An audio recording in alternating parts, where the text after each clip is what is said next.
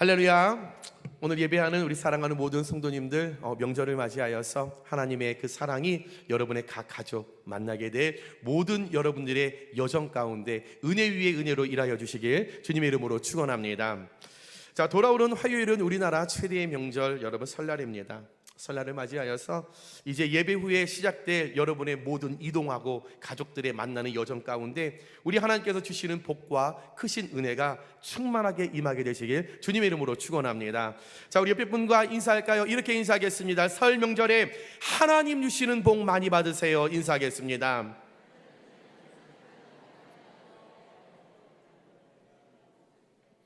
다시 한번 인사할까요? 복은 내가 주는 것이 아니라 하나님이 주시는 것입니다. 인사하겠습니다. 먼저 말씀을 전하기 전에 먼저 여러분께 말씀을 드리고 싶은 건 작년에는 제가 우리 시어머니 입장에서 말씀을 준비했습니다.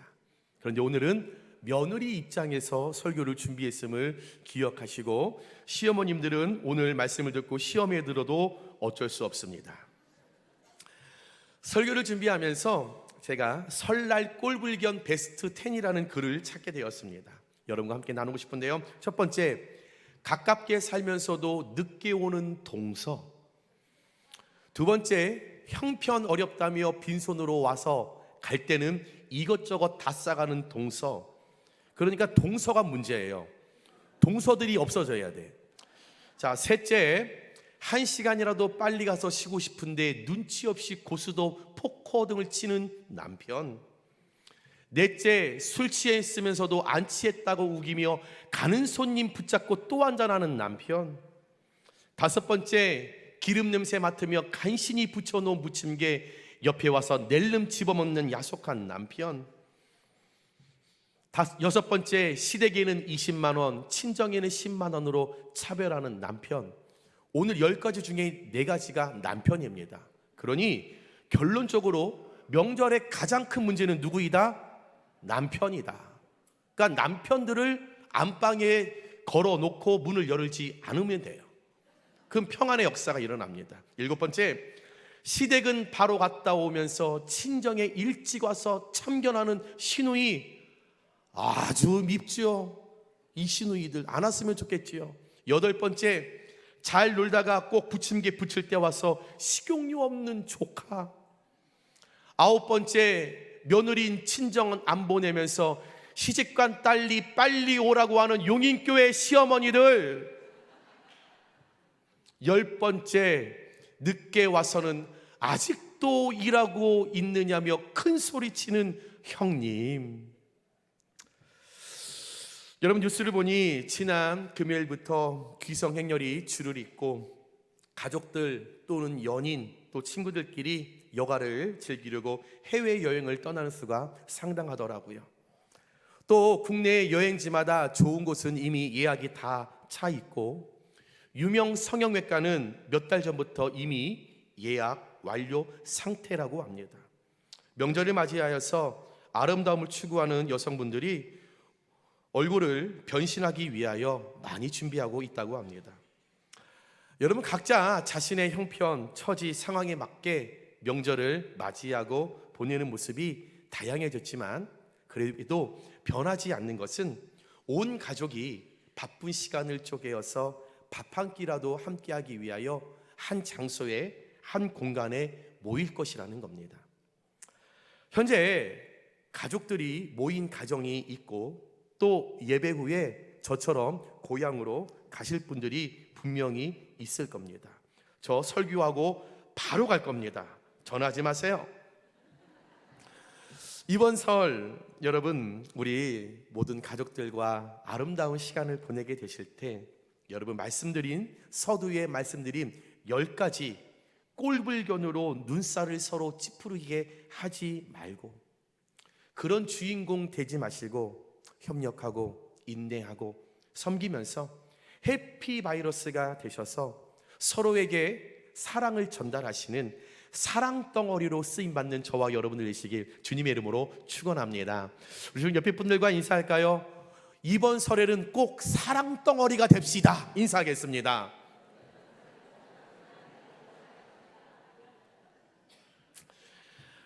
설을 시작하며 많은 분들, 특히 우리 여성분들 걱정이 많으실 겁니다. 특별히 우리 며느리들이 참 걱정이 많죠. 어제도 제자반을 하는데 12명 제자 가운데 11분이 제자인데 이 11분이 다 걱정하고 있더라고요. 시작하기도 전에 목사님 안 갔으면 좋겠어요. 명절이 없었으면 아이고, 제자반에 있던 얘기하면 안 되는데 그랬습니다. 이제 만들어야 할 음식 걱정, 경기가 어려운데 조카들과 부모님들에게 얼마를 드려야 할까? 믿지 않는 가정들은 드리고 싶지 않는 이 제사를 어떻게 드려야 할까? 관계가 좋지 않는 형제들 분명 이번에 얼굴을 맞닥뜨릴 텐데 수많은 가족들이 있어서 내 감정 잘 조절해야 할 텐데 걱정. 고향을 오가는 그 교통체증 가운데 왼수보다 더 싫은 남편과 무슨 말을 하며 그 긴 시간을 보내야 하나. 여러 가지의 문제, 걱정거리가 이만저만이 아닐 것입니다. 오랜만에 만나 서로의 안부를 묻고 교제하고 행복한 시간을 보내며 떡국 먹고 윷놀이를 해야 하는 명절에, 그런데 만나기 전부터 여러 가지의 걱정으로 스트레스로 인하여 시작 전부터 머리가 지끈지끈 아프다고 며느리들이 이야기합니다. 오늘 그런 며느리들과 또 명절을 준비하는 우리 용익교회 성도님들께 만약 if 예수님이시라면 이 설날 명절을 어떻게 보내셨을까? 라고 하는 그 질문을 우리 여러분 각자에게 드리며, 특별히 우리 시어머니들께 만약 예수님이 시어머니라면 어떻게 하셨을까라는 질문을 드리고, 반대로 예수님이 며느리였다라면 예수님은 이 설날을 어떻게 보내셨을까 하는 그 기준을 한번 오늘 말씀을 통해 함께 세우면서 우리가 스트레스와 걱정이 아닌 주님이 주시는 은혜로 그 기준 때문에, 예수님이 세워주시는 그 기준을 통하여 이번 명절 우리 모두가 고요하고 평안한 명절을 맞이하고 그렇게 보내고 돌아오시는 축복이 저와 여러분에게 임하게 되시길 주님의 이름으로 축원합니다. 오늘 읽은 본문의 내용은 이렇습니다. 예수님께서 유월절을 앞두고 자신의 십자가 고난의 임박함을 이제 아셨습니다. 즉 이 세상을 떠나 하늘 아버지의 품으로 예수님께서 돌아가게 되었다라는 것을 아시고, 자신의 사랑했던 3년 반 동안 함께 같이 먹고 자고 했던 그 제자들의 심경에 어떤 변화가 일어날지를 이미 예지하셨죠.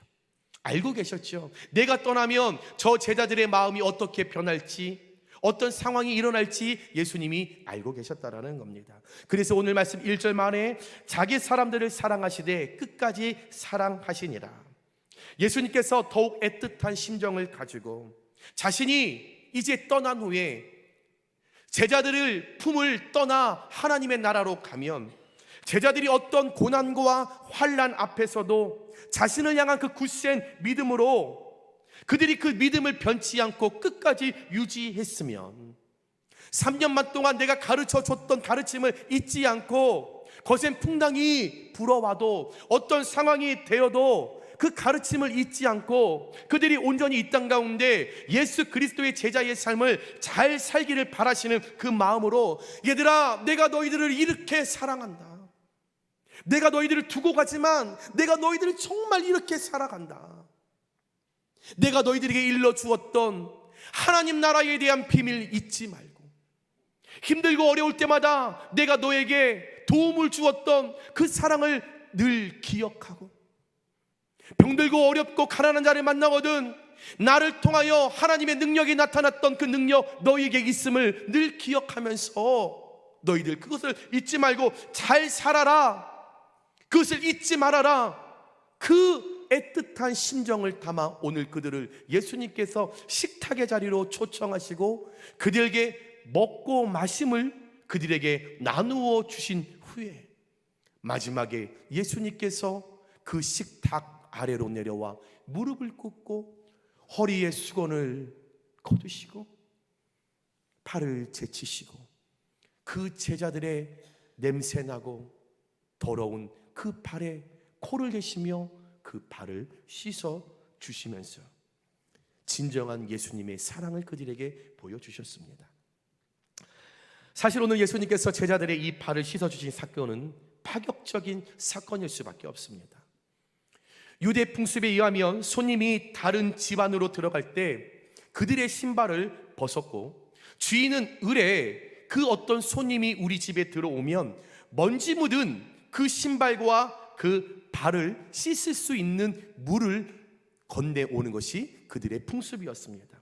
왜냐하면 유대 지방은 날이 몹시 더웠고 흙먼지가 늘 많았기 때문에, 지금처럼 아스팔트가 깔려 있는 것도 아니고 늘 그냥 흙먼지가 가득했기 때문에 누구든지 그 신발에는 흙이 잔뜩 묻어 있었고, 그 신발 안에 땀 차 있었던 발에는 냄새와 그 흙으로 가득 섞여 있기 때문에 지저분해진 발이었습니다.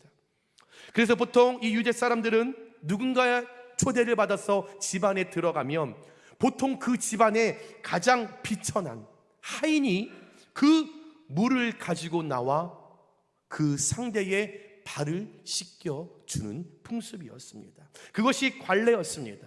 그런데 오늘 비천한 하인이 아닌 스승이요 메시아요 하나님이신 예수님께서 비천한 종의 모습으로 친히 제자들의 발을 씻겨주신 이 사건은 파격 그 자체였다라는 거죠. 있을 수 없는 예수님의 그 파격적인 행동에 놀란 이 제자들, 특별히 베드로가 깜짝 놀라 8절에 고백하기를, 베드로가 이르되 내 말을 절대로 씻지 못하시리이다. 예수님, 내 발을 예수님 씻으시면 안 됩니다. 스승이신데요, 메시아이신데요, 하나님이신데요, 어떻게 이렇게 냄새나고 흙먼지가 가득하고 땀이 가득 찬 볼품없는 부끄러운, 내어드리기도 부끄러운 나의 이것을 어떻게 씻으신다 말합니까? 있을 수 없습니다. 말도 안 됩니다. 예수님, 이건 안 되는 일이에요. 베드로가 강하게 부정했습니다. 왜입니까? 유대 전통, 그들의 관례, 그들이 살아온 그들의 율법, 문화, 내 삶에 가장 익숙해 오던 것, 어쩌면 그들 스스로가 만들어 온 전통입니다. 그들이 스스로 익숙함에 빠져 있었던 문화였다라는 거죠. 그런데 그 전통, 그 문화, 그 관례를 깨뜨리는 상식을 뛰어넘는 예수님의 그 행동을 쉽게 이 제자들은 받아들일 수 없다라는 거죠. 또 한 번도 생각해 보지 못했던 일입니다. 메시아가, 스승이, 하나님이, 이야, 어떻게 하나님이 나의 부끄러운 것, 냄새나는 것, 가장 사람에게 약한 부분이고 내어드리고 싶지 않고 보여주고 싶지 않은 그 부분을 예수님이 닦아주신다고? 말도 안 돼. 예수님의 이 모든 행동에 제자들이 깜짝 놀라고 당황했던 거죠. 그때 완강하게, 예수님 안 됩니다, 예수님 제 발에 손을 댈 수 없습니다, 완강하게 거절하는 베드로에게 예수님께서 오늘 8절 후반에 말씀하시기를, 예수께서 대답하시되 내가 너를 씻어주지 아니하면 내가 나와 상관이 없느니라. 이 말씀에서 상관이 없다라는 말은 헬라어로 메로스입니다. 이 메로스는 어떤 한 영역을 말하는 거죠. 부분입니다. 몫입니다. 어떤 한 사람에게 할당된 그 몫이 메로스라는 거죠. 다시 말해서 내가 너를 씻겨주지 않으면, 내가 너의 발을 만지지 않으면, 땀차고 먼지가 묻고 부끄러워하고 드러내고 싶지 않는 그 발을 내가 만져주지 않는다면, 내가 너를 섬기지 않는다면 너와 나 관계없는 사이다. 너와 나는 한 지체로서의 역할을 할 수 없다. 영적 오이코스, 너와 나는 이룰 수 없는 관계이다라고 오히려 주님이 내가 너를 희생하지 않으면, 씻기지 않으면, 만져주지 않으면, 내가 무릎 꿇고 너를 씻어주지 않으면 미안하지만 넌 나와 관계가 없어. 넌 나와 아무런 상대가 아닌 그런 존재야 말씀하셨죠. 사랑하는 여러분, 우리의 가족과 이제 만나게 될 친지와 여러분의 형제들도 마찬가지입니다. 여러분, 우리에게 불화가 생기는 일들은 대부분 나를 섬겨주지 않고, 나를 세워주지 않고, 나를 도와주지 않고, 나를 위해 희생해주지 않고, 나를 위해 헌신해주지 않는다라고 하는 나 중심, 내가 기준이라는 것에부터 시작된다라는 거죠. 사람은 누군가를 위해서 살아가는 것입니다. 그런데 우리는 타락하여 우리의 죄성으로 인하여 자꾸 내가 내 삶의 기준이 되는 거예요. 그래서 꼭 부모가 나를 섬겨줘야 합니다. 언니 오빠가 나를 도와줘야 합니다. 형님이 아주버님이 나를 도와줘야 합니다. 잘 사는 형제가 나에게 베풀어줘야 합니다. 잘 나가는 형제가 나를 섬겨줘야 합니다. 왜요? 여러분, 왜 잘 사는 형제가 나를 도와줘야 합니까? 그 기준 누가 세웠습니까? 여러분, 그 형제가 그 물질을 벌기 위하여 얼마나 수고했는데 왜 여러분이 가난하다고 그 형제가 여러분들을 도와줘야 하는 그 기준은 누가 세운 겁니까? 여러분께 질문합니다. 여러분 각자 벌어서 살아야 되는데 왜 꼭 잘 사는 형제가, 돈 많은 형제가 왜 나를 도와주지 않으면 왜 그것이 서운함이 되고, 왜 그것이 불화가 되고, 왜 그것이 명절 때마다 왜 우리에게 다툼이 되고, 왜 그것이 얼굴을 붉힐 일은, 그 기준은 누가 세운 겁니까? 언니 오빠가 꼭 동생들을 챙겨야 합니까? 동생이 언니 오빠 챙기면 안 되는 거예요? 꼭 시어머니가 며느리들을 잘해줘야 합니까? 며느리가 좀 시어머니를 잘하면 안 되는 거예요? 왜 꼭 윗사람이 아랫사람을, 잘 사는 사람이 못 사는 사람을, 그 기준이 여러분들 누구의 기준입니까? 성경에 나온 기준입니까? 그것이 하나님의 말씀의 기준입니까? 내가 세운 전통, 관례, 기준, 우리 가족 안에 잘못된 가치들이 무너지지 않으면, 무너뜨리지 않는다라면 우리는 명절 때마다 불화와 얼굴 붉힘과 고부 갈등을 통해서 계속적으로 어려울 수밖에 없다라는 거죠. 오늘 예수님처럼 유대의 전통 관례를 깨뜨리시고 먼저 낮은 자리로 내려가 발을 씻겨주시는 섬김의 모습이 우리 안에, 나로부터 시작될 때 하나님께서 만들어주신 그 가정에 식탁에 둘러앉아 먹고 마시는 그 은혜가 우리 안에 여러분 나타나지 않을까요? 내가 먼저라는, 섬겨야겠다라는 그 마음이 우리 안에 있었을 때에 관계가 있는 가족의 형성이 일어나지 않을까요?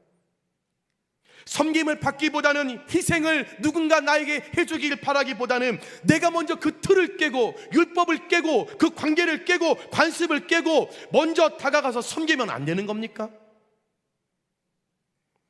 예수님의 파격적인 행동으로 다들 당황하고 놀란 것처럼 여러분의 어떤 파격적인 섬김과 그 헌신과 희생을 통하여 그 가족들, 형제들, 친지들 좀 놀라게 하면 안 되는 겁니까?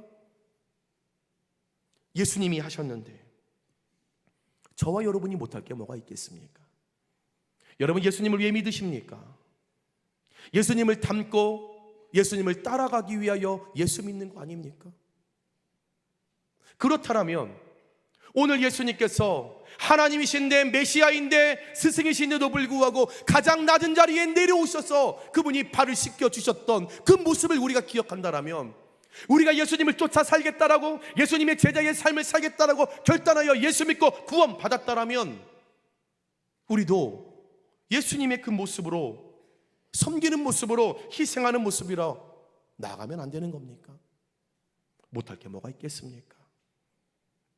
하나님, 예수님도 하셨는데 아무리 혈육이라 할지라도 관계없는 가족이지만 내가 먼저 섬기면 그 섬김을 통해 관계가 형성이 되고 진정한 가족으로서의 사랑이 시작이 되어 상관 있는 가정의 울타리가 만들어지게 되는 것입니다.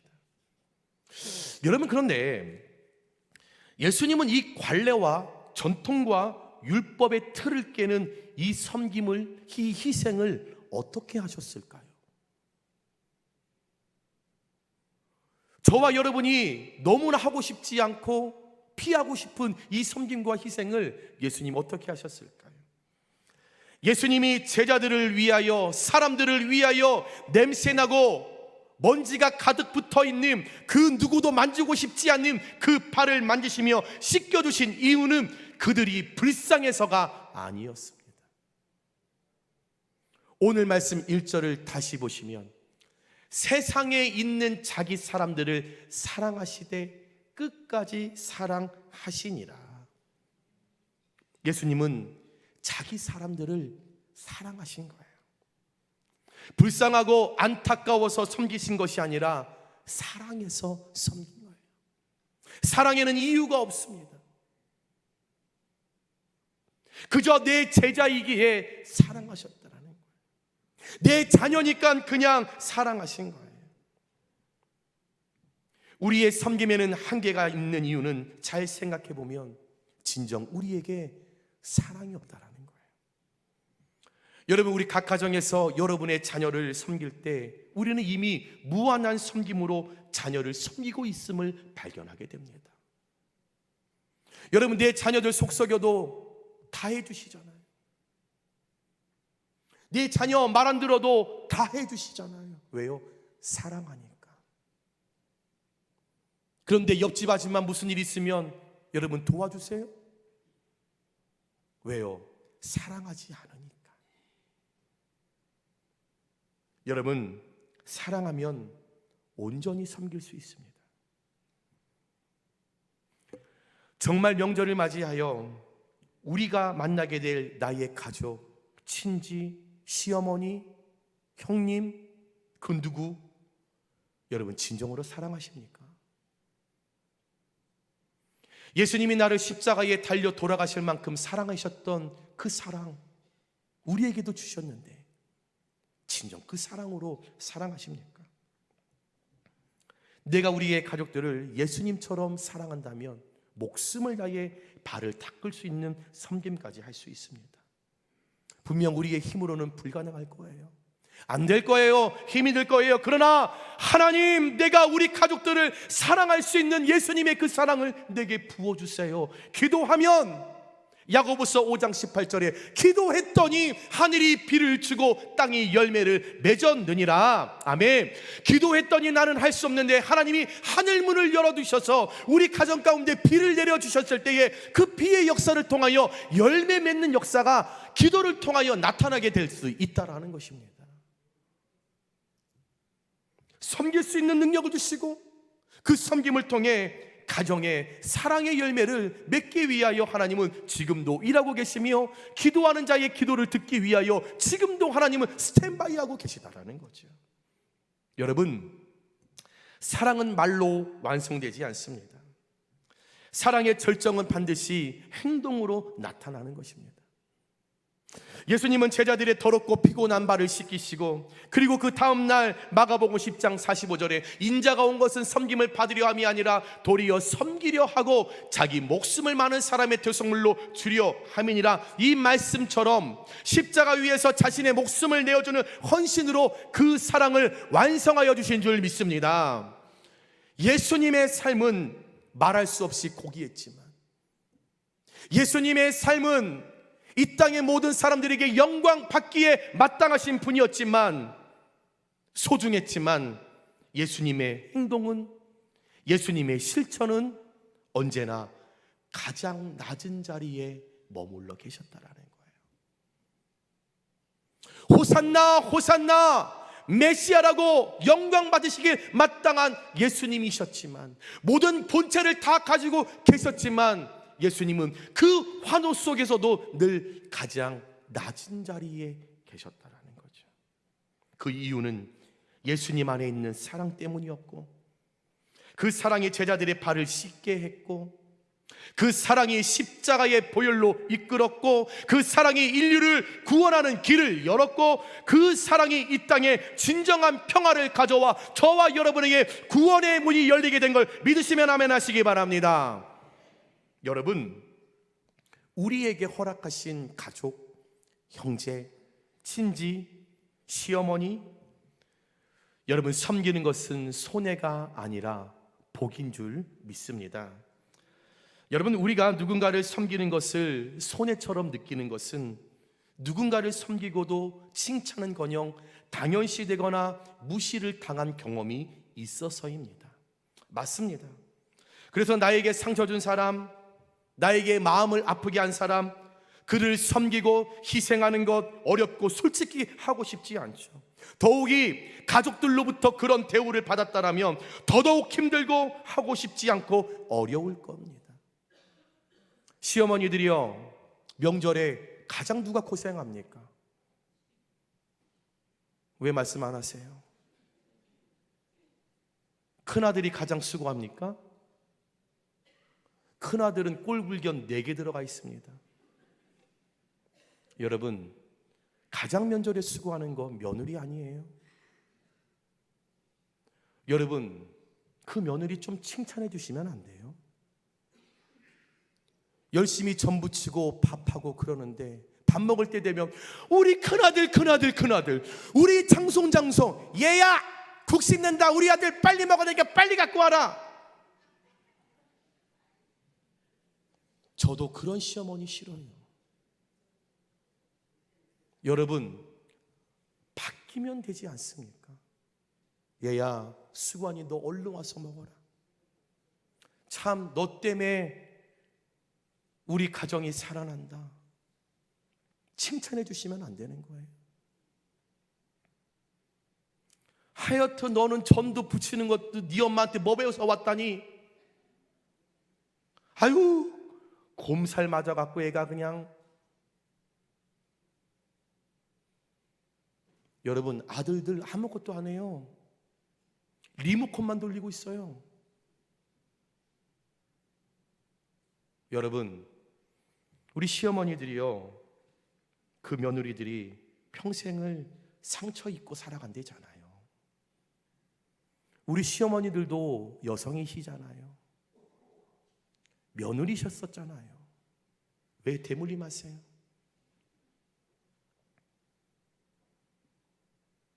왜 그리스도인 권사님들이 그렇게 하세요? 명절에 좀 바꿔주시면 안 될까요? 예수님처럼 그 사랑, 그 며느리에게 주시면 안 돼요? 여러분, 그 며느리도 다른 집의 귀한 딸이에요. 너 왜 빨리 안 오니? 얼른 와라, 얼른 와라. 음식 다른 사람들이 다 먹는다. 내가 귀하게 여기는 그 딸, 이 며느리도 다른 집에서는요 그런 귀한 딸이에요.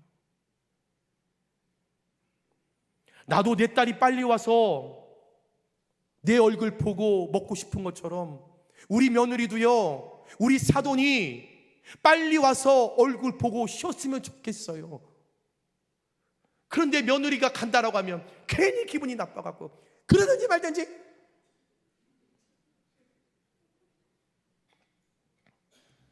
그런 마음, 그 상처 때문에 힘들게 살아가시잖아요. 여러분, 가족에게 상처받은 것, 아픔을 받은 것 쉽게 회복되지 않습니다.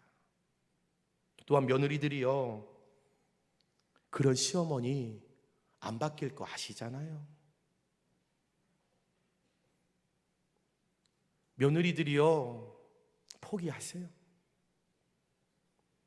시어머니 안 바뀌어요. 오늘 설교 이렇게 듣고 가서 그래 해야지 해놓고 설날 당일날 떡국 나오며 우리 큰아들 얼른. 그러니 며느리들이요, 포기하시고 그냥 섬기면 안 될까요? 예수님의 사랑 가지시면 안 될까요? 예수님의 사랑으로 그 가족들을 바라본다면 다시 한번 용기 내볼 수 있지 않을까요? 요한복음 15장 13절에 사람이 친구를 위하여 자기 목숨을 버리면 이보다 더 큰 사랑이 없나니, 이 말씀처럼 정말 하고 싶지 않고 힘들지만 그 가족들을 위하여 내가 한번 목숨 버리겠다 용기 가질 때 그 낮아지는 섬김을 통해 진정한 가정의 회복이 일어나지 않을까요? 사랑하는 여러분, 사랑하는 시어머니들이요, 며느리들이요, 오늘 설교는 남편들에게 은혜가 되지 않겠지요. 우리 모든 여성분들이요, 예수님의 기준을 묵상하고 한번 도전하실 수 있는 저와 여러분들 되시길 주님의 이름으로 축원합니다. 말씀을 정리합니다. 여러분, 명절이 시작이 됩니다. 이제 가족과 친지, 형제들을 만나게 될 것입니다. 혹 시장부터 마음이 어려운 분들이 있으십니까? 지나간 시간에 가족과 형제 자매, 친족들과 불화로 인해 마음이 닫혀 있는 분들이 혹 있으십니까? 오늘 2부 예배 후에 어떤 젊은 집사님이 울면서 오셨어요. 목사님, 말씀을 들었는데 맞는데 하고 싶지 않아요. 목사님, 저 정말 저희 시어머니가 보고 싶지 않고 너무 무서워. 명절 때마다 목사님 죽고 싶어요. 울며 돌아가신 집사님, 제가 말씀드렸어요. 집사님, 말씀대로 한번 해보시죠. 그 사랑하는 남편 이 땅에 보내신 그 어머니가 있었잖아요. 목사님, 시어머니가 싫으니까 남편도 꼴보기 싫어요. 그래도 어떡하겠어요? 집사님이 선택한 놈인데. 집사님 잘하실 줄 믿습니다. 집사님 잘 섬기고 오세요. 마지막에 웃으시며 목사님 꼭 성공하고 예수님의 기준으로 승리하고 올게요. 돌아가셨습니다. 여러분, 혹 가족들을 섬기거나 그들을 위하여 희생하는데 사랑이 아닌 형식으로 의무를 섬겨서 기쁨이 없는 분들이 혹시 계십니까? 여러분들 그 마음 가운데 오늘 예수님의 마음, 예수님의 사랑, 예수님의 기준이 정확하게 세워지시길 주님의 이름으로 축원합니다. 쉽지 않더라도 결단하셨으면 좋겠습니다. 그리고 주님처럼 나도 섬기겠습니다. 이 결단이 복음의 생명력을 명절에 만나게 될 가족들에게 흘려보내는 첫걸음이 될 것입니다. 마지막으로 꼭 부탁드립니다. 남편들이요, 눈치 없이 리모컨만 돌리지 마시고 소파에만 앉아 계시지 마시고 야 저것도 맛있고 저것도 맛고 야 전등 갖고 와라 이러지 마시고 그럴 바에야 안방에 계시고 그게 아니라면 좀 도와주세요. 며느리들 수고하면 아이스크림 좀 사다가 얘야 수고한다 좀 멋있게 좀 시아버지 역할 좀 해주세요. 딸들 와서 며느리 힘들게 하는 것 같으면 그 딸 며느리 앞에서 좀 혼내주세요.